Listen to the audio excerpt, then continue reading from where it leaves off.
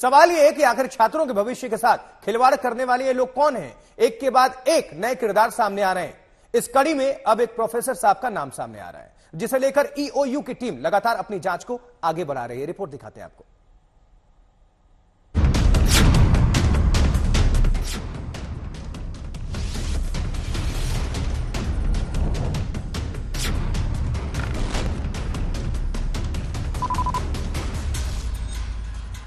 पांच मई को देश की सबसे बड़ी परीक्षाओं में शुमार नीट परीक्षा के पेपर लीक की सारी कड़ियां जुड़ती दिख रही हैं। हर वो किरदार बेनकाब हो रहा है। पेपर लीक का ये पूरा खेल जांच एजेंसियों को समझ में आ गया है और अब शक के घेरे में सबसे बड़ा एक किरदार सामने आ गया है और वो है हजारीबाग का एक प्रोफेसर। माना जा रहा है किसी प्रोफेसर ने पेपर पार किया और परीक्षा माफिया तक पहुंचाया। कौन है हजारीबाग का ये प्रोफेसर? प्रोफेसर ने कैसे पेपर पार किया? उसका नाम क्या है? कहां पढ़ाता है? किसने उस प्रोफेसर की मदद की? माफिया से प्रोफेसर का कैसा रिश्ता? माफिया और प्रोफेसर के बीच की कड़ी कौन? बिहार पुलिस की आर्थिक अपराध इकाई की पूरी जांच अब इस प्रोफेसर के इर्द गिर्द सिमट गई है, क्योंकि पेपर लीक की जड़ में यही प्रोफेसर दिख रहा है। सूत्रों के मुताबिक प्रोफेसर हजारीबाग का है। बिहार की माफिया संजू मुखिया को भी पेपर हजारीबाग से ही मिला है। ईओयू सूत्रों के मुताबिक हजारीबाग के ओएसिस स्कूल से पेपर लीक हुआ था।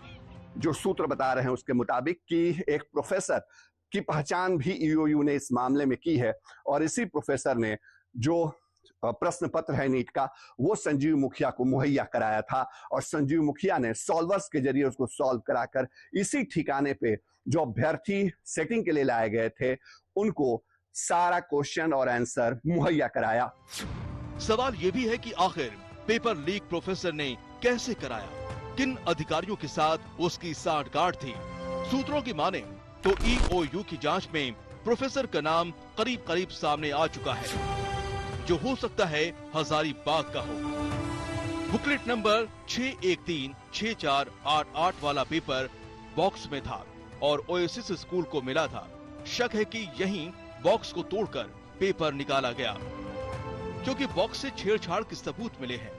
पटना में जो जला हुआ पेपर मिला उस पर बुकलेट का नंबर 6136488 मिला था। इसी से कड़ियां जुड़ती चली गई और हजारीबाग का ओएसिस स्कूल शक के घेरे में आ गया।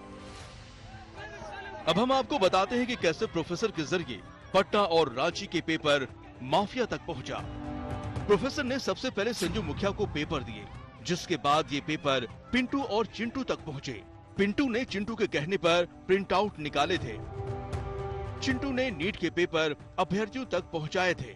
पिंटू और चिंटू को झारखंड के देवघर से गिरफ्तार कर लिया गया है। दोनों ही बिहार के नालंदा के रहने वाले हैं। उम्मीद की जा रही है कि चिंटू और पिंटू मामले में कई अहम खुलासे कर सकते हैं। अब इस प्रोफेसर की गिरफ्तारी के बाद काफी चीजें साफ हो जाएगी। पटना से शशि भूषण, आज तक। बिल्कुल, तो प्रोफेसर साहब की भूमिका आ रही है। लाखों छात्रों के भविष्य के साथ खिलवाड़ और जिन्होंने भी खिलवाड़ किया उनका भविष्य कैसे सुरक्षित रह सकता है? भारत में कानून है। चलिए, बिहार पर हमने अपडेट लिया शशि भूषण से। अब झारखंड लिए चलते हैं सत्यजीत के पास। सत्यजीत, ये जो स्कूल है ओएसिस, ये पहले से कुख्यात रहा है। जानकारी मिल रही है कि बीपीएससी का पर्चा भी लीक हुआ था, इस स्कूल की उसमें भूमिका सामने निकल कर आई थी। तो क्या अभी जानकारी है, क्या कहा जा रहा है और एक्शन क्या देखने को मिल रहा है?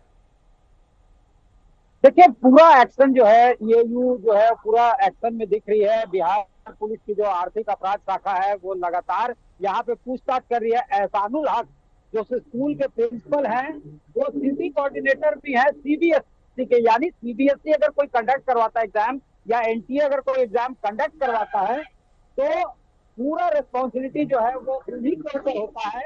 और ना सिर्फ हजारीबाग का, बल्कि अगर हम चतरा, कोडरमा और इसके अलावा रामगढ़ की बात कर ले तो 4 जिलों में जो स्कूल है या जो सेंटर होते हैं वो उनके सुपरविजन में होता है और उनके मॉनिटरिंग के तहत वहां पे एग्जाम कंडक्ट करवाया जाता है। जिम्मेवारी तो उनकी है कि free and fair conduct exam conduct करवाए, लेकिन ये लगातार रिगिंग दिख रही है।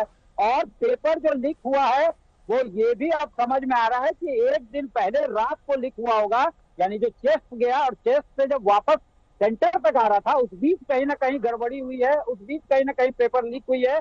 क्योंकि जो भी कैंडिडेट्स है जिनको तैयारी करवाई गई होगी उनको भी वक्त लगेगा, रात भर का वक्त उनको जो है जो है क्वेश्चन को रिमेम्बर, उसके रिप्लाई को रटने में या फिर उसको रिमेम्बर करने में लगेगा। तो ऐसे सूरत ठीक में है सत्यजीत। अब ये चर्चा है कि एक रात पहले ही पेपर लीक करवाई गई होगी, चेस्ट से स्कूल के या सेंटर के रास्ते में लीक करवाई गई होगी, बुकलेट जो है वो ओपन किया गया और वहां से एक बार जब कोई पेपर लीक होता है। चलिए सत्यजीत, आप नजर बनाकर रखिएगा। बहरहाल आपका बहुत बहुत शुक्रिया। शशिभूषण आपका भी बहुत बहुत शुक्रिया। देखिए, संजीव मुखिया ने जिस हॉस्टल में अभ्यर्थियों को रखा था उस हॉस्टल की बिल्डिंग प्रभात रंजन नामक शख्स की है। आज तक से बातचीत में प्रभात रंजन ने बताया कि वो संजीव मुखिया को नहीं जानते और उन्होंने आशुतोष को किराए पर मकान दिया था। 6 मई को जब पटना पुलिस ने छापेमारी की तो उन्हें जानकारी मिली और तब उन्होंने किराएदार आशुतोष और उसके दोस्त मनीष ने पूरी घटना की जानकारी ली। मतलब यह जानकारी कि आपकी बिल्डिंग में 20 लड़के आए थे और पेपर हटा था, ये बात जानकारी सही है? ये तो जानकारी सही है सर, ये तो बिल्कुल ही जानकारी सही है, मगर इसी बात का अफसोस है कि हम मकान जरा सा भी भनक तक नहीं लगा। नहीं, क्या हम अभी जानकारी तो बोले कि जानकारी क्या सही है वो पूरा बताइए। जानकारी सही है, आशुतोष बताया कि ऐसे ऐसे कारनामा हुआ। मनीष 4 लड़का को वो कहने के लिए लाया था कि 4 लड़का रहेगा, और बाद में आशुतोष जिसको हम किराया पर दिए हुए हैं वो कहा कि मनीष हमसे 4 लड़कन का बात किया था कि 4 लड़कन रहेगा। सवेरे होते होते 20-25 लड़का के संख्या में आ गया। तो 4 लड़के लड़कन कब आए थे, कितने बजे आए थे, कितने तारीख को? 4 तारीख को वो राते में शायद आया है सर।